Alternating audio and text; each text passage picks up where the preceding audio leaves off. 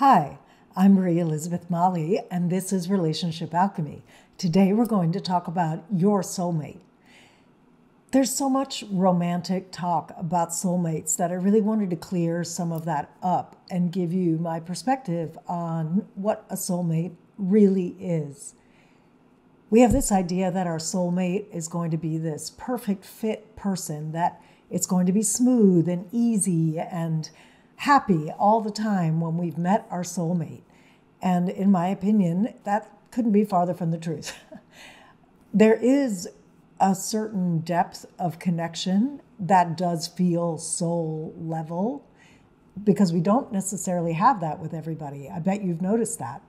But I've always resonated more with how Elizabeth Gilbert talks about the soulmate. And I'm going to read you the particular quote that has always resonated for me. She said, "People think a soulmate is your perfect fit, and that's what everyone wants. But a true soulmate is a mirror, the person who shows you everything that is holding you back, the person who brings you to your own attention so you can change your life. A true soulmate is probably the most important person you'll ever meet, because they tear down your walls and smack you awake. A soulmate's purpose is to shake you up, tear apart your ego a little bit, show you your obstacles and addictions, break your heart open so new light can get in, make you go so out of control that you have to transform your life." This is what it means to have a relationship more at the soulmate level than at the surface level that many of us tend to live at. Our soul is not super interested in our personalities' preferences, in comfort, in having everything be easy. Our soul is much more interested in what will wake us up, what will make us more true to ourselves, what brings us into alignment with why we're really here, which can be different for each of us. So the first thing you got to do before you even can talk about trying to have a soulmate relationship is get clear on, what are you here to do? What is your soul about? You need to have intimacy with your own soul before you can even tell if someone is a soulmate for you. Many, many years ago, I want to say, over 20 years ago at this point, I had a relationship with one of my soulmates. I also don't believe there's only one. I believe we have more than one soulmate, and we may or may not run into them in this lifetime. I also believe we live multiple lives. It's okay if you don't, but that's what I believe, and that's where I'm speaking from in sharing on this topic with you today.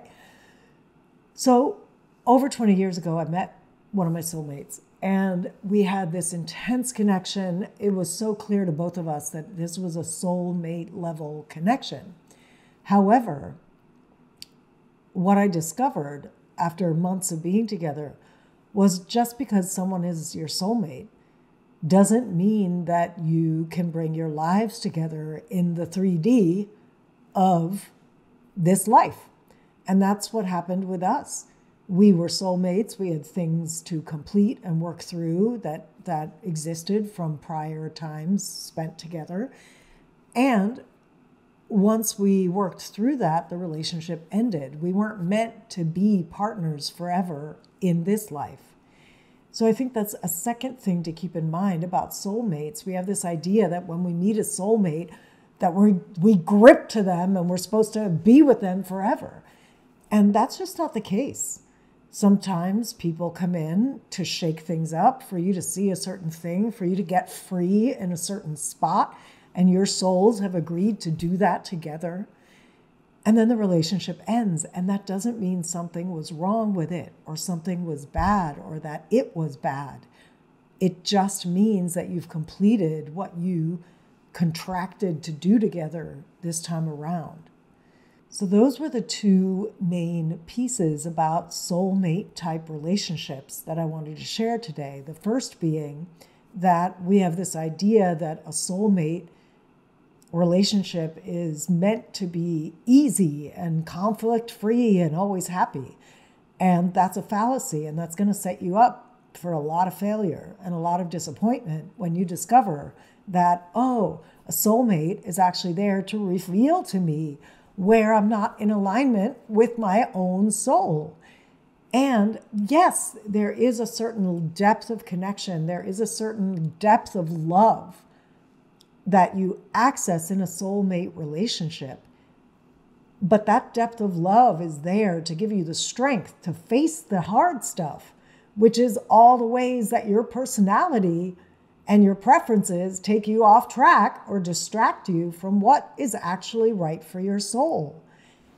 And the second is that a soulmate relationship doesn't always last.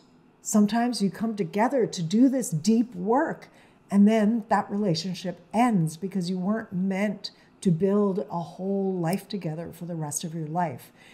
So I hope that these 2 tips about your soulmate will help you find those people more easily, and also learn to hold those relationships with the respect that they deserve without clinging and expecting that they necessarily will go on forever. They might, but they might not. And the fact that they don't, if they don't, isn't a failing. And it doesn't mean you're doing it wrong. It just means that the commitment that each of your souls made to each other has completed. Hope this is helpful. My name is Marie Elizabeth Molly. This is the Relationship Alchemy Podcast. We talk about lots of different ways to have your relationships be more conscious and supportive of your growth, and how to show up as the person in the relationship who's there for that growth. So if you have not listened before, thank you for finding this episode today. And I invite you to go back and listen to other episodes and subscribe and listen forward as I bring new guests and new solo episodes to you to help you have great relationships. Remember that a great relationship starts with you. See you next time.